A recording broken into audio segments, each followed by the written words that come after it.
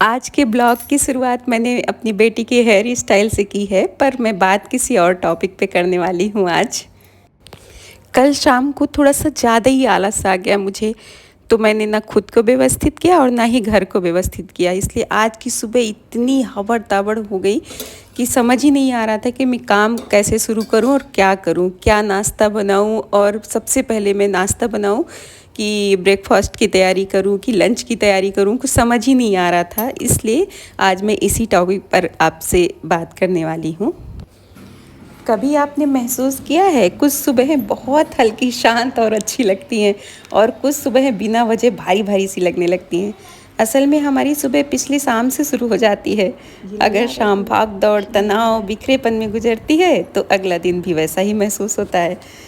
लेकिन अगर शाम थोड़ी शांत, व्यवस्थित और सुकून भरी हो तो सुबह अपने आप बेहतर लगने लगती है। तो आज की वीडियो में मैं आपसे शेयर करूंगी ऐसी सिंपल इवनिंग रूटीन हैबिट्स जो किसी भी महिला की अगली सुबह को ज़्यादा पीसफुल, प्रोडक्टिव और खुश बना सकती हैं। तो वीडियो को आखिरी तक ज़रूर देखिएगा क्योंकि छोटी-छोटी आदतें ही हमारी पूरी ज़िंदगी का मूड बदल देती हैं। मेरे देवर देवरानी अभी बीच में कहीं घूमने गए थे बाहर, तो मेरे लिए ये साड़ी लाए थे। साड़ी बहुत ही ज़्यादा सुंदर लग रही थी। इसको मैं पार्टी में भी पहन सकती हूँ और सिंपल ऐसे पूजा पाठ में भी पहन सकती हूँ। बहुत ज़्यादा ही अच्छी लग रही थी, तो मैंने सोचा आप लोगों को दिखाती हूँ। तो हम फिर से आते हैं अपने टॉपिक पर। मेरे कहने का मतलब है कि हम पूरे दिन इतना काम करते रहते हैं कि शाम तक शरीर में ज़्यादा दिमाग थक जाता है, शरीर से ज़्यादा दिमाग थक जाता है मतलब। इसलिए सबसे पहले शाम को खुद को थोड़ा स्लो होने दीजिए। हर समय फ़ोन, टीवी, भाग-दौड़ में रहने के बजाय 5-10 मिनट अपने लिए भी निकालिए। कभी बालकनी में बैठ जाइए, कभी पौधों को पानी दे दीजिए या बस एक कप चाय लेकर शांत बैठ जाइए। यकीन मानिए शाम की ये छोटी-छोटी सी शांति पूरी रात के मूड को बदल देती है। बेटे के कपड़े 2 दिन से बाहर ही पड़े थे, मैंने सोचा वो खुद रखेगा, लेकिन यहाँ आके वो भी आलसी हो गया, तो फिर मैं खुद ही लाके उसके वार्डरोब में उसके कपड़ों को रखा।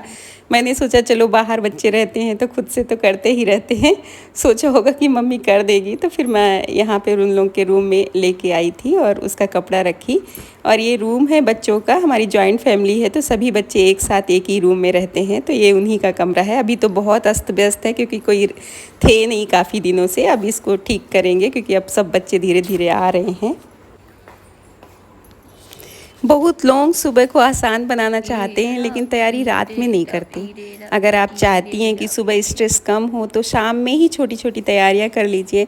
जैसे कल क्या पहनना है, रसोई की छोटी तैयारी, बच्चों की चीज़ें सेट करना या अगले दिन दिन के ज़रूरी काम लिख लेना। इससे दिमाग को क्लियरिटी मिलती है और सुबह हड़बड़ाहट थोड़ी सी कम हो जाती है। सुबह जितनी व्यवस्थित होगी दिन उतना ही हल्का होगा। यहाँ पे थोड़ी सी ग्रोसरी आई थी तो उसी को मैं देख रही थी और ये दूध थोड़ा सा लेके आई थी। मेरी आँखों के नीचे थोड़ा सा पफीनेस आ गया है तो मैं कॉटन को थोड़ा सा डिप करके इसमें फ्रिज में रख दूँगी और आँखों पे लगाऊँगी, तो क्या पता है थोड़ा सा रिलैक्स फील हो। ये मेरा अभी शाम का ही टाइम है, मैं चीज़ों को इसी तरह शाम में कर लेती हूँ। अगर शाम का माहौल वैसे भी शाम का माहौल जो भी रहता है पूरे घर की एनर्जी तय करता है। अगर शाम को हर तरफ चिड़चिड़ापन, तेज़ आवाज़ें और तनाव हो तो उसका असर सीधे मन पर पड़ता है। इसलिए कोशिश कीजिए कि शाम के समय घर में थोड़ा सा काम काम वातावरण रहे, मतलब शांति रहेगी तो अच्छा सा फील होगा आप लोग को।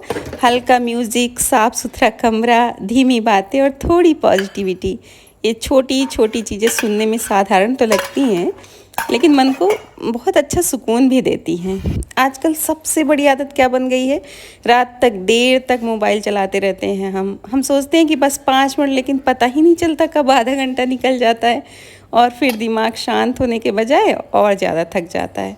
सोने से पहले थोड़ा सा फ़ोन को साइड में रख दीजिए, उसकी जगह कुछ अच्छा सुन लीजिए, थोड़ी सी प्रार्थना कर लीजिए या बस चुपचाप बैठ जाइए। रात जितनी शांत होगी नींद उतनी ही अच्छी आएगी।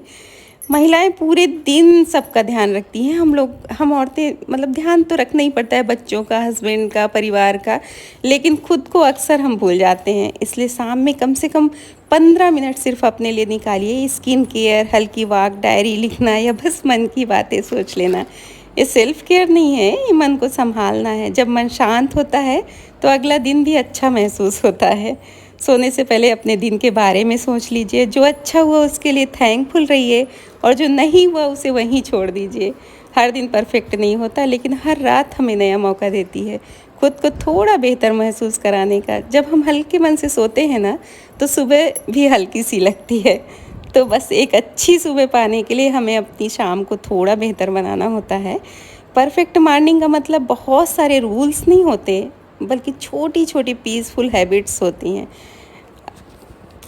यहाँ पे साड़ी मैं ऐसे ही छोड़ के चली गई थी, तो मैंने इसे घड़ी किया और घड़ी करके वार्डरोब में रखने गई तो देखा वार्डरोब भी काफ़ी फैल गया है। तो अभी इसको भी मैं ठीक करने वाली हूँ किसी दिन।